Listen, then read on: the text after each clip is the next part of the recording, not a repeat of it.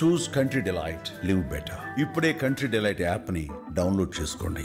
నమస్తే, welcome to Suman TV. నేను పద్మిని. ప్రస్తుతంతో పాటు ప్రముఖ ఆధ్యాత్మికవేత్త లక్ష్మీ నరసింహస్వామి ఉపాసకురాలు శ్రీమతి స్రవంతి గారు ఉన్నారు. మాట్లాడదాం. అక్క నమస్తే. అక్క నమస్తే పద్మిని.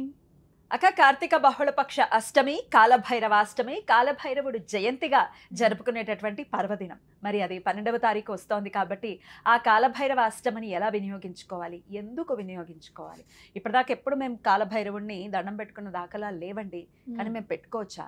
ఎటువంటి పరిస్థితులను మేము అధిగమిస్తాం స్వామిని శరణు వేడితే? ఇవన్నీ ఒక్కసారి మీ ద్వారా తెలుసుకోవాలనుకుంటున్నానక్క. తప్పకుండా చెప్తాను పద్మిని. కాలభైరవుడు అనగానే అందరూ కూడా చాలా ఉగ్రస్వరూపము, అమ్మో మనం దండం పెట్టుకోవచ్చో లేదో, అసలు శివుడు అంటేనే ఆయన శ్మశానంలో ఉంటాడు, ఆయన మనకి లింగం కూడా ఇంట్లో ఉండకూడదు అని చెప్పుకునే పరిస్థితుల నుంచి కొంచెం బయటకు వచ్చామని చెప్పుకోవాలి. అయితే మరి కాలభైరవుడు అని అంటే చాలా fierce form of lord Mahashiva అని అంటారు అనమాట. అంత ఫియర్స్ ఫామ్ అయినా కూడా భగవంతుడు ఎంత ఉగ్రరూపం దాల్చినా కూడా తన భక్తుల దగ్గర మాత్రం చాలా నిర్మలంగా ఉంటాడు అనేది మాత్రం మనం గుర్తుపెట్టుకోవాలన్నమాట. మరి కాలభైరవాష్టమి రోజు మనం ఎప్పుడు కూడా చెప్పుకునేది ఏమిటి? ఆయనకి కూష్మాండంలో దీపం పెట్టాలి, దాన్ని సగానికి కోసేసి పసుపు అది రాసి చక్కగా నువ్వుల నూనె వేసి మనకి నవధాన్యాలు కూడా నువ్వుల నూనె వేసి నవధాన్యాలు పరిచి చక్కగా దాని మీద ఈ కూష్మాండాన్ని కూర్చోబెట్టి దీపం పెట్టాలి బయట తులసి చెట్టు దగ్గర కొంచెం దూరంగా అని చెప్పి చెప్పుకుంటాం. కూష్మాండం అంటే బూడిద గుమ్మడి, బూడిద గుమ్మడికాయ తెలియని వాళ్ళ కోసం. అయితే కాకపోతే మరి ఇక్కడ మరి కాలభైరవుడికి అసలు ఎందుకు పూజ చేయాలి అనేది గుర్తుపెట్టుకుందాం. మనకి నవగ్రహాల్లో ఎప్పుడు కూడా మనని చాలా ఇబ్బంది పెట్టేది, మనకి తెలియకుండానే మనని చీకటిలోకి తోసేసేది రాహు. రాహు ఇవ్వాలనుకుంటే చాలా ఇస్తాడు, తీసుకోవాలనుకుంటే కూడా ఎలా అయితే చాప కింద నీరులాగా ఇచ్చేస్తాడో అలానే చాప కింద నీరులాగా మనని అలానే తీసుకుని వెళ్తాడు అనమాట. చెడు వ్యసనాల వైపు, చెడు ఆలోచనల వైపు. నాకు చాలా రోజుల నుంచి నేను అనుకుంటున్నానండి మొబైల్లో గేమ్ ఆడకూడదు అని చెప్పి, కానీ రేపు చూద్దాంలే, వాళ్ళ ఒక్కరోజు ఆడేసుకుందాం, ఏం కాదు. వాళ్ళ ఒక్కరోజు అడిక్షన్. ఇంట్లో వాళ్ళు చెప్తూ ఉంటారు తాగద్దు చేయొద్దని, మానసికంగా సంసిద్ధం కూడా అవుతారు, మళ్ళీ అయినా తాగాలనిపిస్తుంది. అంటే రాహు ఏంటి అని అంటే చెడు వ్యసనాల వైపు తీసుకెళ్ళిపోతాడు. ఇప్పుడున్న ప్రథమంగా మన ముందున్న పరిస్థితి ఏమిటి అంటే ఈ మొబైల్ దగ్గర కానివ్వు, లేకపోతే కనుక పిల్లల వ్యక్తిత్వంలో కానివ్వు, వాళ్ళ ఆలోచనలలో కానివ్వు, లేదు అంటే కనుక వాళ్ళ అలవాట్లు కానివ్వు సక్రమంగా ఉండేలాగా చూడాల్సిన పని కత్తి మీద సాము లాంటిది అని మనం గుర్తుపెట్టుకోవాలి. మరి ప్రకృతి ఇచ్చిన వరం కాలభైరవాష్టమి. కాలభైరవుడిని ఈసారి నుంచి రేపు 12వ తారీఖు వచ్చే అష్టమి నుంచి పూజించడము అనేది ఆ ఒక్కరోజు కేటాయించండి. ఈ రాహు ఇంపాక్ట్స్ అన్నీ కూడా నెమ్మదిగా మాలిఫిక్ ఇంపాక్ట్స్ అన్నీ కూడా తొలగిపోతాయి. ఎప్పుడైతే రాహు చెడు దృష్టి మన నుంచి వెళ్ళిపోతుందో, మంచి దృష్టి రాహుది పడింది అని అంటే గనక నీకు ఆర్థికంగా ఇబ్బంది ఉండదు, ఆలోచనలు చాలా ఫాస్ట్గా వెళ్తాయి. అంటే ఎక్కడైతే ఇంతవరకే నేను ఆలోచించగలిగాను, అంతకుముందు నేను వెళ్ళలేకపోయాను, అంత దూరం నేను ఆలోచించలేకపోయాను అంటాను చూసావా, ఆ దూరం ఆలోచించే శక్తి కూడా రాహు ఇస్తాడు బాబా. చీకటి అంటే భయం అనేది తొలగించేస్తాడు, మన జీవితంలో నుంచి భయం అనేది ఉండదు అనమాట ఇంకా. సో కాలభైరవుడిని తప్పకుండా పూజించండి. ఎందుకు పూజించాలి అని అంటే రాహు నుంచి వచ్చే మాలిఫిక్ ఎఫెక్ట్స్ అన్నీ కూడా తొలగిపోవడానికి.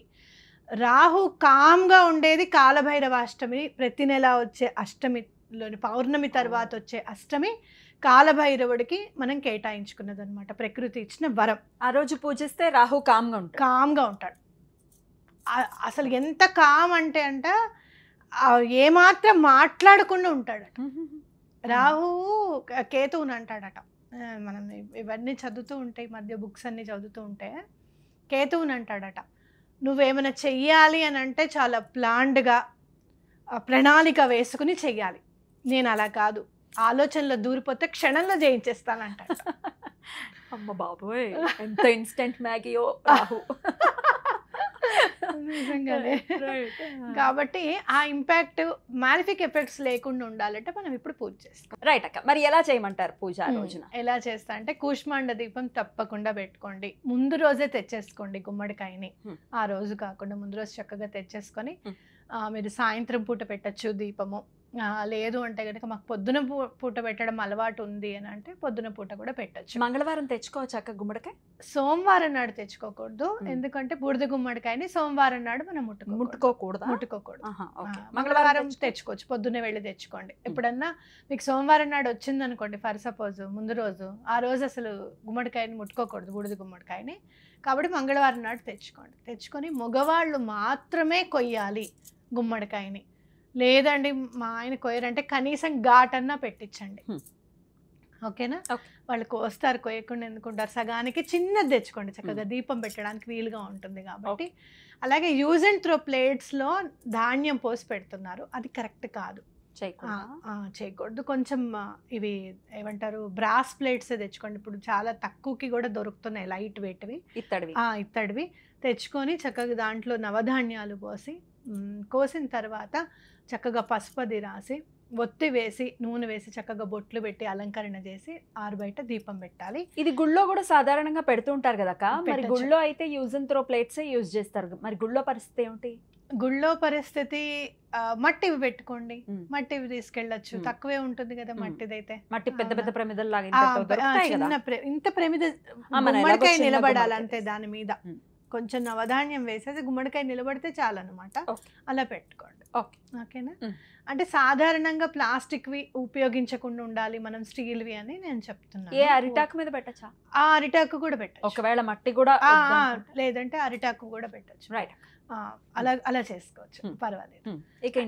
ఇంకా ఇంట్లో మీరు ఏం చేస్తారు అని అంటే తులసి చెట్టు దగ్గర కానీ దేవుడి రూమ్ లో కానీ పద్మం వేయండి, అష్టదళ పద్మము వేయండి.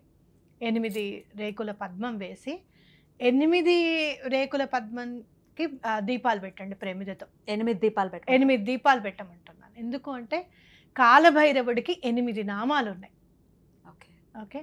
ఆ 8 నామాలు చదువుకుంటూ 8 దీపాలు పెడితే అష్ట దిక్కుల నుంచి ఎక్కడి నుంచి మనకి ఆయన రక్షణ తప్పకుండా లభిస్తుంది.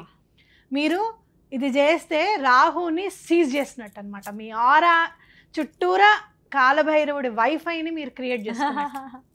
ఎంటర్ కాలేడు, అయితే ఎంటర్ కాలేడు, బ్యాడ్ రాహు ఎంటర్ కాలేడు, మాలిఫిక్ ఎఫెక్ట్స్ అసలు ఎంటర్ కాలేవు.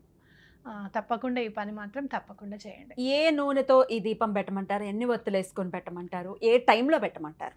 సాయంత్రం పొద్దున్నంతా చక్కగా ఉపవాసం ఉండి సాయంత్రం పూట పూజ చేసుకుంటే చాలా మంచిది. ఎందుకు అనంటే కాలభైరవుడు అనంటే మీరు చూస్తే గనక నలుపు చాలా ఇష్టం ఆయనకి, అంటే చీకటి అంటే ఇష్టం అని కూడా మనం గుర్తుపెట్టుకోవాలి. పొద్దున్నంతా కొంచెం పాలు పళ్ళు తిని లేకపోతే టిఫిన్ తినండి, టిఫిన్ తినేసేసి సాయంత్రం పూట ఒక్కసారి స్నానం చేసేసుకొని మీరు చక్కగా ఈ దీపాలు పెట్టుకొని స్వామివారి 8 నామాలు ఉంటాయి, చక్కగా 8 నామాలు తప్పకుండా చదువుకొని కాలభైరవాష్టకం కూడా చదువుకోండి. ఈ చెడు వ్యసనాలు వెళ్ళిపోవాలి, అసలు చెడు ఆలోచనలు అనేవి వెళ్ళిపోవాలి. అలాగే చాలామంది చెప్పేది నెగిటివ్ ఎనర్జీస్, చాలా ఇబ్బంది పడుతున్నాం, మేము బయటికి వెళ్తే చాలండి మాకు చాలా దిష్టి తగులుతుంది, లేదు అసలు ఏం జరుగుతుందో తెలియదండి, ఇంట్లో ఊరూరికే గాజు సామాను కానీ అవి కప్పులు కానీ పగిలిపోతున్నాయి, అద్దం పగిలిపోతుంది, ఇలాంటివన్నీ చెప్తూ ఉంటారు. ఇవన్నీ కూడా తగ్గిపోతాయని మనం గుర్తుపెట్టుకోవాలి. ఆ 8 నామాలు ఒక్కసారి చదివి వినిపిస్తారక్క? తప్పకుండా వినిపిస్తాను పద్మిని. మహాకాల భైరవుడు అంటే సమస్త భైరవులని పాలించేవాడట. కాలభైరవుడు కాలానికి అధిపతి, భైరవనాథుడు భైరవ రూపాల్లో ఒక రూపంగా ఇది మనం చూసుకోవచ్చు. కాలాంతకుడు అంటే కాలానికి అంతాన్ని తెచ్చేవాడు. రుద్రభైరవుడు శివుని ఉగ్ర రూపాల్లో ఒకడు. అఘోర భైరవుడు శివుని ప్రకాశవంతమైన రూపాల్లో ఒకడు. సంహార భైరవుడు సంహరించే రూపం. అష్టభైరవులు ఈ 8 నామాలు అనమాట. ఈ 8 నామాలు చదువుకుంటూ స్వామివారిని తలుచుకుని ఇవన్నీ కూడా మా ఇంట్లో నుంచి ఈ నెగటివ్ ఎనర్జీస్ అన్నీ కూడా వెళ్ళిపోవాలి అని చెప్పి దండం పెట్టుకుందాం. అలాగే ప్రతి నెల వచ్చే కాళభైరవాష్టమి రోజు ఒక్కొక్క అష్టమికి ఒక్కొక్క రెమెడీ స్వామివారిది చెప్పుకుంటూ వెళ్దాం. చెప్తారా? చెప్తాను, తప్పకుండా చెప్తాను. ఈ సంవత్సరంలో అసలు చాలా బాధలు పడుతున్నామండి, మాకు అసలు దిక్కు లేదు, దేవుడే దిక్కు అని అనుకుంటే గనక ఆ స్వామివారి పాదాలు పట్టుకుంటే ఎలాంటి అనుగ్రహం మనకి లభిస్తుందో చూద్దాం. ఓకే, తప్పకుండా అక్క, తప్పకుండా. అయితే నెక్స్ట్ మంత్ ఒక్కొక్క మంత్ ఒక్కొక్క రెమెడీ చెప్తూ ఉంటారు, ఒక్కొక్క సమస్యకి రీత్యా చెప్తూ ఉంటారు, కాబట్టి మీరు ప్రతి నెల కూడా ఫాలో అవ్వచ్చు. రైట్ అక్క, చాలా బ్యూటిఫుల్గా ఎక్స్ప్లెయిన్ చేశారు. కాలభైరవ అష్టమిని ప్రతి ఒక్కరూ కూడా వినియోగించుకోవాలి. ఆ కాలభైరవ అష్టకం వింటుంటే ఏదో తెలియని ఒక ప్రశాంతత ఉంటుంది అక్క. కాశికాపురాధినాథ కాలభైరవం భజే. అద్భుతం కదా నిజంగా. అది ఎంత పవర్ఫుల్ గా ఉన్నా ప్రశాంతత మాత్రం ఉంటుంది అక్క. కాశీ అంతటి మహాక్షేత్రానికి అంటే మనం చదువుకుంటున్నాం, వింటున్నాం, దేనికైనా ప్రళయం అనేది ఉంటుంది, కానీ కాశీకి ఉండదు ప్రళయం అని అనుకుంటున్నాం. అలాంటి క్షేత్రానికి ఆయన క్షేత్రపాలకుడు, అవునా కాదా? మనం పాలించకుండా ఎట్లా ఉంటాడు మనని? ఖచ్చితంగా. చాలా చాలా బ్యూటిఫుల్ గా ఎక్స్ప్లెయిన్ చేశారక్క. స్వామివారి అనుగ్రహం ప్రతి ఒక్కరి పట్ల ఉండాలి. కష్టాల నుంచి బయటపడాలి అంటే ఖచ్చితంగా ఈ ఆరాధన వీళ్ళు చేసుకోవాలని సందర్భంగా మనవి చేస్తూ చాలా చాలా కృతజ్ఞతలక్క. నమస్తే. నమస్తే.